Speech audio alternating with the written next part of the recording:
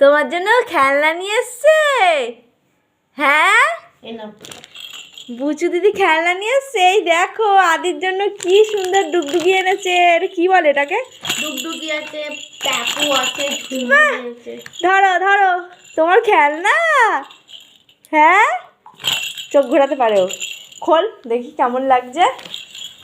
বুচু দিদি, এই যে ওর বুচু দিদি বিদেশ থেকে খেলনা নিয়ে এসছে আদির জন্য, তাই না পাপা?